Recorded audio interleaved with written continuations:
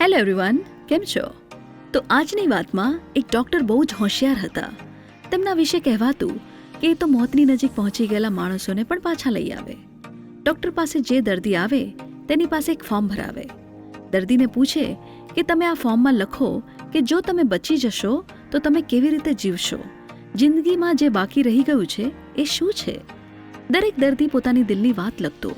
હું બચી જઈશ તો મારા પરિવાર સાથે પૂરતો સમય વિતાવીશ, મારા દીકરા અને દીકરીના સંતાનો સાથે પેટ ભરીને રમીશ. કોઈએ પોતાનો ફરવા જવાનો શોખ પૂરો કરવાની વાત કરી તો કોઈએ એમ પણ કહ્યું કે મારાથી જે લોકોને હર્ટ થયું છે એની પાસે જઈને માફી માંગીશ. એક દર્દીએ કહ્યું, હસવાનું થોડુંક વધારી દઈશ, જિંદગી સામે ફરિયાદ નહીં કરું, ગિલ્ટ ન થાય એવું કામ નહીં કરું. જાત જાતની વાતો જાણવા મળી. ડૉક્ટર ઓપરેશન કરે, દર્દી રજા લઈને જાય ત્યારે ડૉક્ટર એ જ ફોર્મ દર્દીને પાછું આપે. દર્દીને કહે છે, પાછા બતાવવા આવો ત્યારે આ ફોર્મમાં તમે જે લખ્યું છે એના પર ટિક માર્ક કરતા આવજો અને કહેજો કે તમે લખ્યું હતું એ રીતે કેટલું જીવ્યા.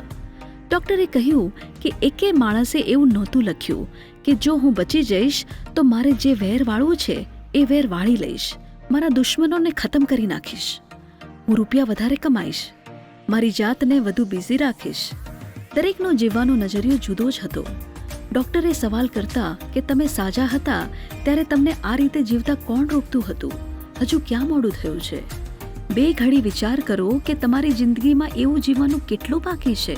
જેવું જીવવાનું તમે ઈચ્છો છો બસ એ જ રીતે જીવવાનું શરૂ કરી દો. તો સાચી જિંદગી એ જ છે કે જ્યારે જીવન પૂરું થવાનું હોય ત્યારે કોઈ અફસોસ ના હોય, એવું ના લાગવું જોઈએ કે હું મારી જિંદગી મને ગમે એમ જીવ્યો નહીં. હે ને? Thank you. તો શેર કરજો તમારા ગ્રુપ, ફ્રેન્ડ્સ, ફેમિલીમાં. હું આવતી રહીશ તો પ્લીઝ ફોલો કરજો. આવજો, જલ્દીથી મળીએ.